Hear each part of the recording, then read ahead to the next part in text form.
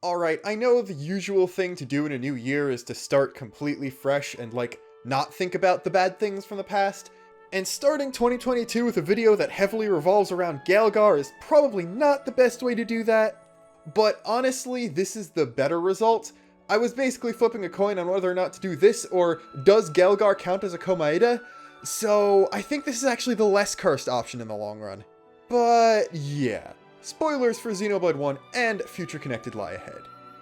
You might be wondering why I started with a big Galgar joke when, the thumbnail and title both revolve around Tyrea, but I hope doing that makes it fairly obvious that the fight she needs to have is against him. And so we have to start with my first point, which is there is no way Galgar is actually dead. They clearly gave him a very obvious not real death in order to potentially pluck him back out of the ether and use him again in a future plotline if they so chose to do so. Not only does his end come in a non-voiced side quest not required to actually beat the main story and fight the Fog King and all that, but he also falls off of a cliff into clouds over a gap where we can't see the bottom. So, alright, that's already the typical Disney villain death, and it's very easy to have someone, just retcon someone coming back from that, but he's also a half Entia.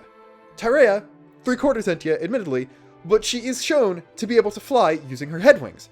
She does not just do this in Melancholy Tyrea, she does this in a quiet moment in Future Connected itself, so they remembered she was capable of doing that in the same thing where they wrote Galgar's death. He could just fly away. I'm sure he wouldn't come back to the shoulder, because that runs the obvious risk of literally anyone who works for Melia seeing him and killing him on sight, and he also obviously wouldn't go back to New Colony 9 because Shulk, Kino, and Nene live there and would also probably recognize him, plus I would imagine most of the High Entia that are living there now would go back to the shoulder once they found out Alchemoth was restored, but there's more land left in the world than just that, where he could fly off to and go and live completely fine for hundreds of years because he is a High Entia and that's how those work. And then my second point is, don't you think Galgar is kind of a lame villain that, did not get a lot of fleshing out or closure whatsoever? And if you're agreeing with that sentiment, then it might partially be because, and this is something that I wouldn't blame you for not having figured out yourself, it's because he didn't go up against the right characters. He doesn't really pose a strong ideological opposition or foil to really anyone in the main party who directly fights him. Shulk has already clearly bridged the gap between various peoples of Bionis and Mechonis. He doesn't need another racist opponent to stop racism a second time. Kino and Nene basically just reject him on the grounds of he's evil already, just get rid of him.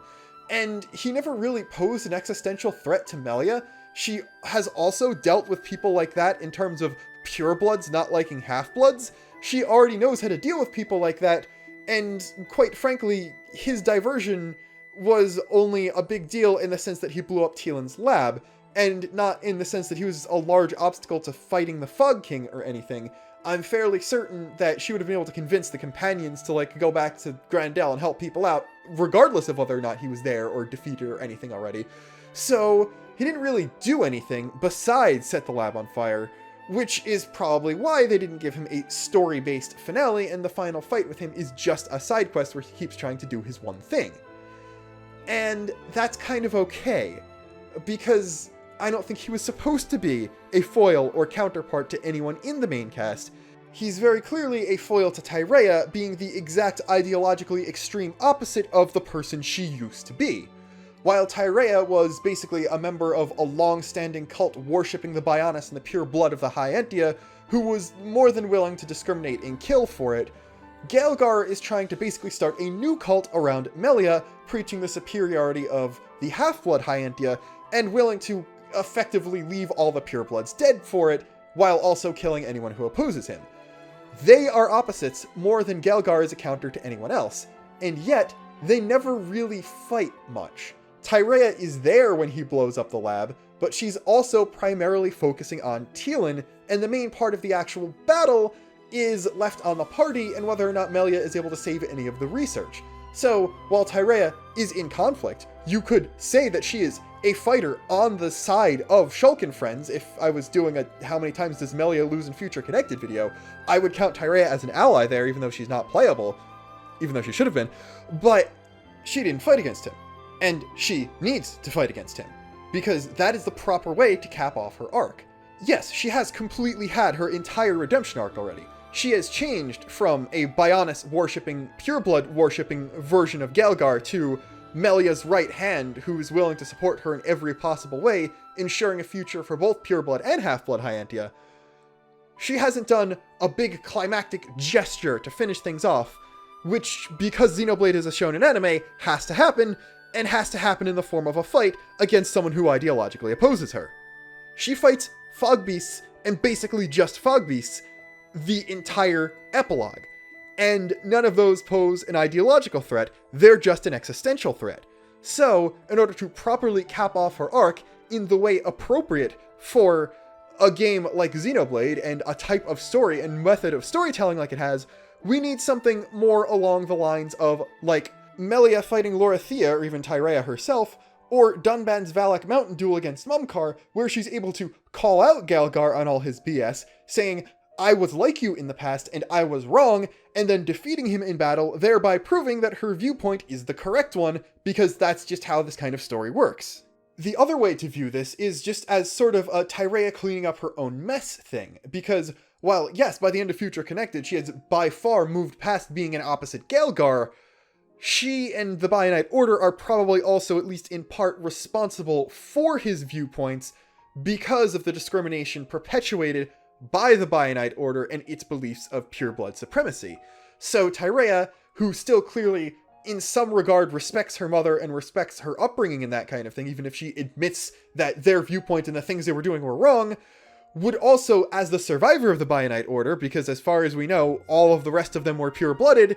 she should be the one to basically finish cleaning up the problems that they caused by basically causing opposite extremists who are equally wrong to also try to do bad things. The general tone of this kind of fight would vary wildly based on, first off, whether it's actually a one-on-one or if there is a Xenoblade 3 or whatever party helping her out, which I'm most likely to believe would be the case because we almost never get one-on-ones in the series whatsoever, so there's that. But if it's soon after Future Connected, it could just be Tyrea like, no, Alchemoth is back, it's not a place for people like you, or people like I was, get out of here, we have moved past you. Or, if it's much later, it could be, I'm surprised you're alive, it's been 250 years,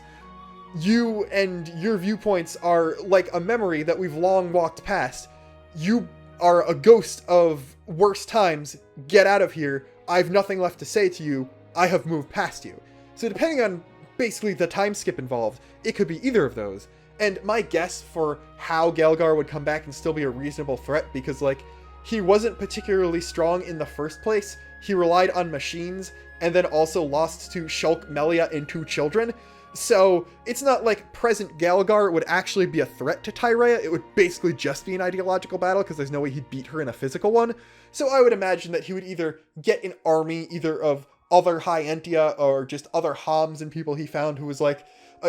he could do a reverse Grendel, or reverse companions, where like the companions blame the Machina for not helping the Hyantia out against Egil, so he could go find Homs and be like, yes, I am a Hyantia, but I realized that we made a mistake not helping the Homs against the Mechon, so it could be like, hey, let's get revenge on the Hyantia who didn't do anything, because I'm sure there are plenty of Homs from elsewhere on Bionis that we didn't get to, because like, the people from 6 and 9, they know that Callian apologized for that. I don't think the rest of the Homs would, or the Homs that Shulk never met, because I'm sure there were other Homs elsewhere on the Bionis we didn't see, and they also got shifted to the New World and all that, so we could do that. My other guess would be he finds a way to use Telethias or control them in some way, maybe some Lorithian notes or whatever, however he figures it out, he could do that, and that would be a different threat, because, okay, these Telethias are killing people, we have to subdue them without killing them though, because at least the bigger, older ones can be turned back to Hyantia, because after 50 years, Teelan's finally figured something out. So that could be a big threat. And then I would imagine that Galgar would obviously never be the final villain, but if there's a big story arc or whatever that takes place around New Alchemoth or the Bionis Shoulder, or just has to deal with the last remaining fallout of the original quest of Shulk and Friends, then he would be the arc villain for that. He could be working for someone else who just gave him power so he could try to get revenge against Melia and Tyrea or whatever, and that would be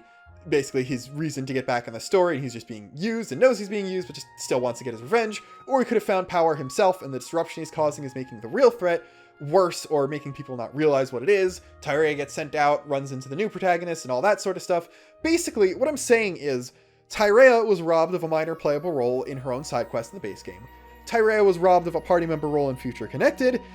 So, at any point, if you make another game that takes place in the universe of Xenoblade 1 in any way, and involves characters from Xenoblade 1 in any way,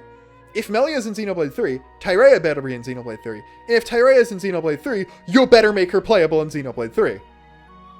I'm going to step off my soapbox now. Until next time, this is Luxon signing off.